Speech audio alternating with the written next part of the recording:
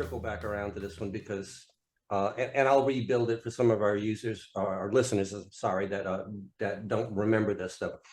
Florida is up for a full recreational legalization vote this year.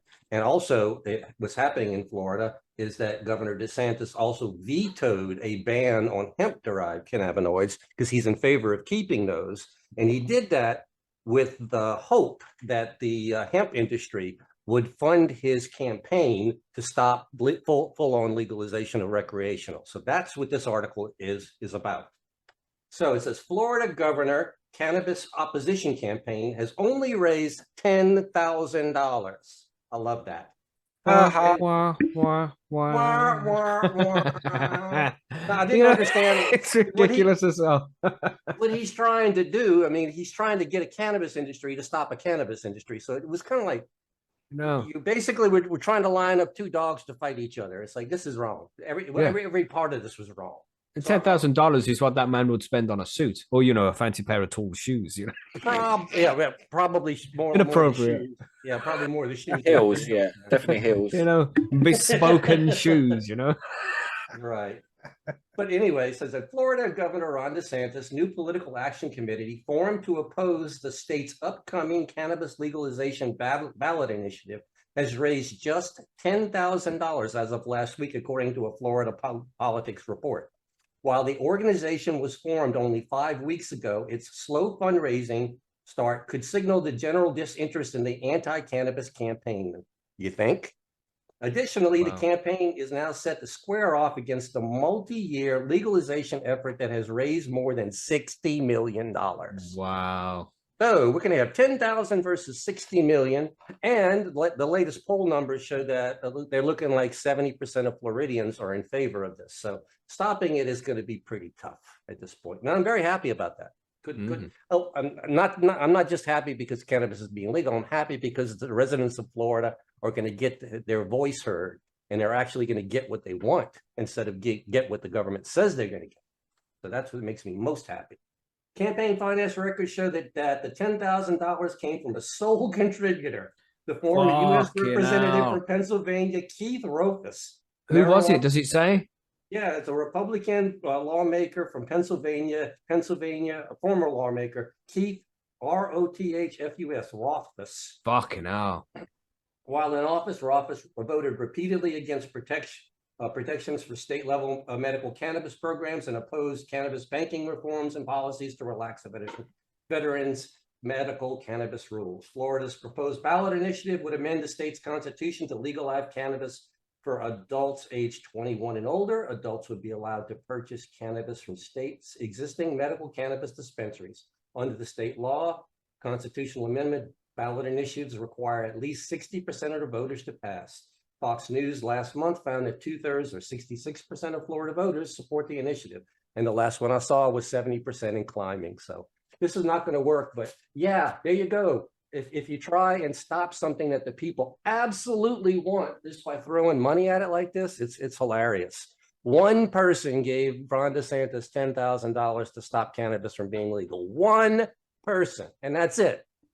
That's ridiculous. So you're telling me this motherfucker voted against veterans getting medical cannabis and then donates 10 grand to keep it that way as well? He can go fuck off, can't he? Like, and he still wants protection from people in his state, though, wouldn't he? But you know what's going on with this guy? You know what the real story is? This guy has some huge grow operations out there that he doesn't want to go fucking legal. It's the only thing that makes sense. It's like, don't allow it. I'll lose money. It could possibly be that. Who knows? Or the fact that he didn't get on the ground floor with these 3 or 4 companies that are allowed to vertically integrate and scale appropriately that basically have monopoly on the entire state of Florida cannabis industry right now. So can you imagine just a few companies having the entire market for the entire state of Florida? Yeah, that's what you're looking at right now. So yeah, they're going to guard it pretty closely. Madness. It is madness. But $10,000, love it. 10,000 versus 60 million. I wonder who's going to win. The right person will win. In this case, you're correct. It baffles me. How could he be so strongly against it? How is he that misinformed? Also, Well, it says like a Fox News poll says that 2/3 of like Florida voters. Fucking So hell, that's Fox News saying it. that's a lot of quite anti-cannabis people voting that they in Florida they want to support cannabis. It's like fucking hell, and that's not even the liberal side of things. So it Yeah. says they're just like fucking do it. They want it. They need it. That's probably a lot of old people as well, if you know what I mean. Watching still Opie Fox gone News. bad in the background there in the chat. He said Monsanto. Nice. Yeah, it's fucking probably sponsored by Monsanto in some way. Yeah, good point. There's a reason why he's doing it. Why would you get involved in something like this? Why would you pay so much money? Why would you be so harshly against it, against everybody else, man? I mean, he can't be that much of an egomaniac to think like, maybe I'm wrong here. There's something else going on, man. In this case, for DeSantis's case, he cannot be a ethical dilemma on him as far as the cannabinoids go, because he vetoed the bill that would have killed hemp-derived cannabinoids. So you can't say it's the cannabinoids that he's against. I don't know what he's against, but you can't say, oh, I think he don't know either. I don't think he does either. I think he's basically taking a bribe, and I'll say it right here. Somebody's paying him off to keep this off the market, and I don't know why. Does he own any in like the paper industries, cotton industry, anything that cannabis is literally going to wipe out if it gets more? So the further you keep it away, the better, really, for that reason, isn't it? Especially being in farm country sort of thing, if he's there. Well, not just farm country, Billy. Deep South is very, very definitely oil country.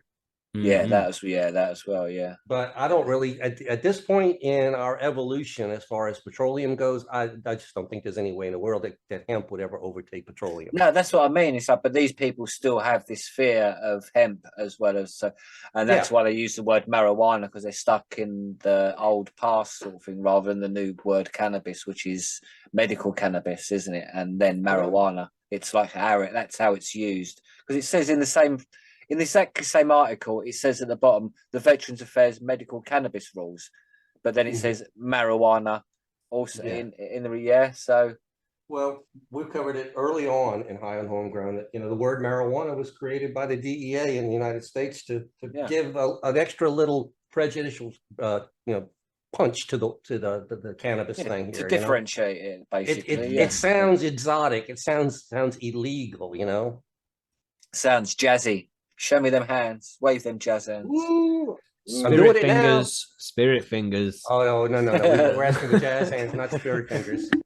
You gotta have the spirit fingers on the end of the jazz hands, or in the same thing. I don't do no jazzy spirit, man. No, let's not do jazz. Anyway.